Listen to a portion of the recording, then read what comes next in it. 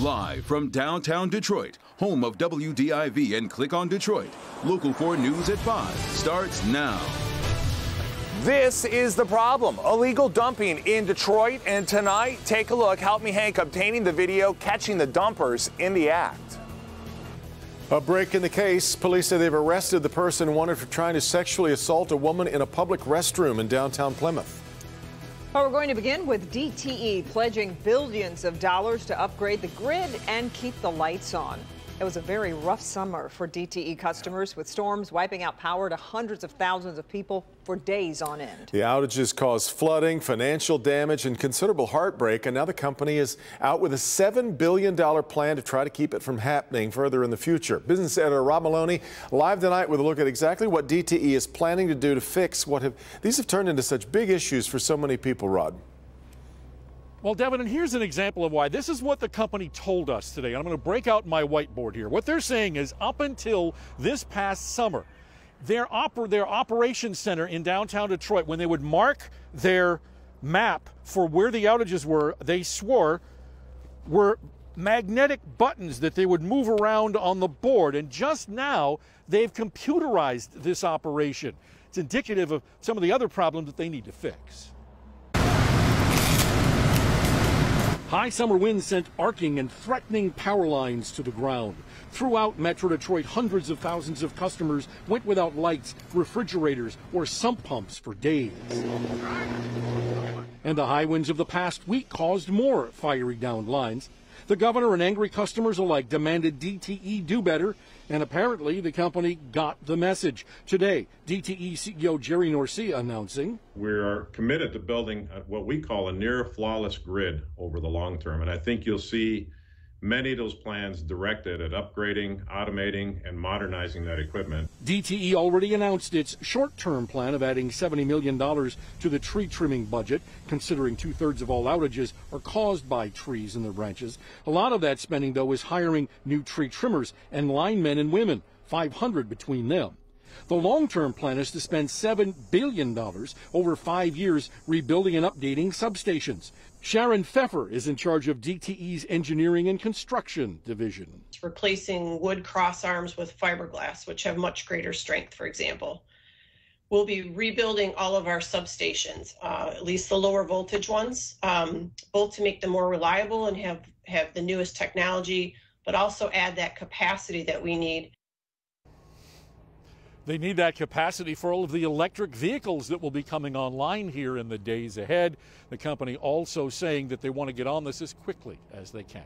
Back to you. So, Rod, we get this question all the time. DTE hears it all the time, and that is, why are the power lines above us? What about burying them? Well, mainly because it's an old system, Devin. Now, if you live in a new neighborhood, you'll notice that the new homes in the neighborhood don't have power lines above, because when they build the new homes, they're putting those lines underground. Getting the transformation from the lines above underground is exceptionally expensive and could take a long time, or perhaps even never, to get them down there. Yeah. All right, Rod. Well, Michigan is doing away with a tax that impacts women. Today, Governor Whitmer signed a bill into law that will repeal the so-called tampon tax. It's the first of two bills that eliminates the 6% sales tax on menstrual products. At today's signing, the governor was joined by a bipartisan group of lawmakers at the Greater Lansing Food Bank. The governor says the package of bills will drive down costs for families. By repealing the tax on menstrual products, we are saving families from paying taxes on up to $4,800 of spending over the course of a lifetime. And this is a bipartisan tax cut. You heard that right. The governor will sign the second bill tomorrow. Michigan will join more than 20 other states that have either ended the tax in recent years or have never had one in the first place. There are roughly 28 million new patients eligible for the coronavirus vaccine starting this week, and now the big task begins, and that's getting the shots into arms. And today, officials in Oakland County began vaccinating children ages 5 to 11. Larry Spruill is following that story tonight. It's a big announcement here in Oakland County. Thursday, health leaders announced there are vaccines available for children ages 5 through 11, and they're available for those who want them.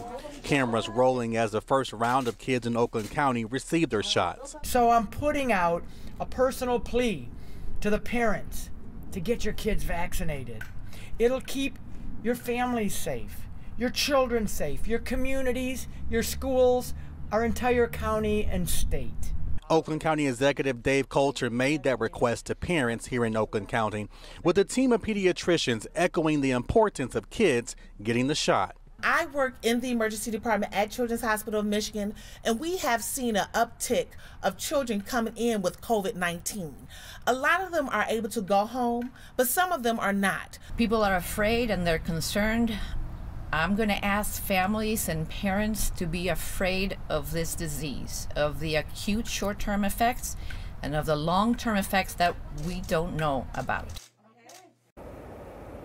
Now, Oakland County leaders are asking parents, if you want to sign up your kid to get the vaccination, you can, and information is on our website, clickondetroit.com. We're live in Oakland County tonight. Larry Sproul, Local 4. Okay, and as Larry mentioned, if you're looking to get a shot for your child, our vaccine hunter Ken Haddad has been busy also on his live blog. He's constantly posting updates on location and new places opening up and how to snag an appointment. You can find that link to help find a shot right on the homepage of clickondetroit.com. Private businesses with more than 100 employees now have until January 4th to ensure their workforces are either fully vaccinated or tested weekly. And there are some steep fines for violations. While many employers have embraced the rules, they're also drawing big backlash from Republican-led states. Alice Barr reports from Washington tonight. Good evening, Alice. Good evening. The new vaccine requirements cover about 2/3 of the nation's private sector workforce and represent the Biden administration shifting from the carrot to the stick approach to get vaccine holdouts to roll up their sleeves. With a new January 4th deadline in place, the clock is now ticking for companies with 100 or more employees to get their workers fully vaccinated or tested every week. The new federal regulations affecting roughly 84 million people follow an executive order from President Biden in September. This is not about freedom or personal choice. It's about protecting yourself and those around you. Any employer failing to meet the requirements could face nearly $14,000 in fines for each worker who's out of compliance. Unvaccinated employees have to cover the costs of their own weekly testing. The mandates have touched off protests. I don't believe that the government has any right to be involved in my medical decisions. With several Republican-controlled states vowing to fight the rules in court. But many employers embrace the requirements. Anything that we can put in place that's going to make people feel more secure to come and visit my store is the best thing for my store. The White House says more than 3,500 businesses, hospitals, schools, and local governments already have mandates in place, significantly boosting vaccination rates. Top health official Dr. Anthony Fauci defending the practice in a hearing today on Capitol Hill. We know that vaccines absolutely save lives, and we know that mandates work. Even as COVID cases are down across much of the country, a worrying surge in Colorado, reminding us the pandemic is not over and adding urgency to the push to vaccinate. President Biden has also issued vaccine requirements across the federal workforce and the healthcare sector. The White House announced today it's extending the deadline for federal contractors to be fully vaccinated from December 8th to January 4th. In Washington, Alice Barr, Local 4. Okay, Allison, ahead on NBC Nightly News with Lester Holt, how the sweeping new vaccine mandate could impact your office. What happens to businesses that don't comply and how the rule could be enforced. Answers to those questions just ahead here at 6:30. Well, after days of chillier temperatures and clouds, we've got some changes on the way. Yeah, let's get over to Paul with some good news as we make our way closer to the weekend here. Hi, Paul. Yeah, we're trending much, much better. But today was a day just like yesterday. You can see all the clouds, but there have been some breaks. You can see some of these breaks here, and temps just did not do us any favors today. You can see low to mid 40s across the area. One piece of good news, though, the wind has been very light, under 10 miles per hour, so at least it's not a biting cold out there. But you can see all the cloud cover, and don't worry about this stuff. This stuff is not really reaching the ground here, but you can see that this cloud cover, it kind of starts at the lake, and so this is all just lake effect stuff. So as we move through the evening hours, it's going to remain dry. We're going to maybe see a little bit of clearing toward the end of the game if you're going to the Pistons game. Temps falling from the 40s into the 30s by the time you walk to your car after the game. So it's another cold night ahead, and then we start getting into the good stuff. We'll tell you about that in just a few, guys. All right, Paul.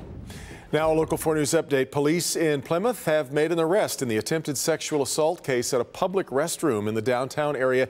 Jason Colthorpe is in the newsroom with what investigators are saying. Jason.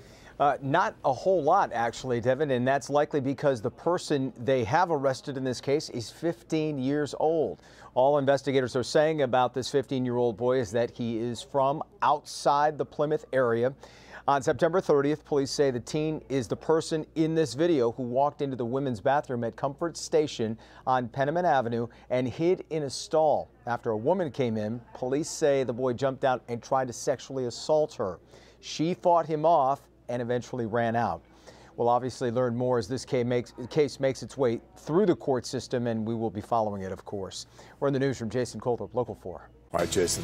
Tributes are pouring in tonight for a Detroit comedy legend. New tonight, the impact downtown Tony Brown had on an entire generation of Detroit comics that goes well beyond the city limits. Sean. A lot of emotion here on Detroit's west side today. A mother and her neighbors being honored by the Detroit Fire Department for saving babies from a house fire. I'm going to show you how everything went right with this rescue. Tires, trash, debris everywhere. Look at this mess. Tonight, we're going to show you what Detroit police are doing right now to track illegal dumpers down.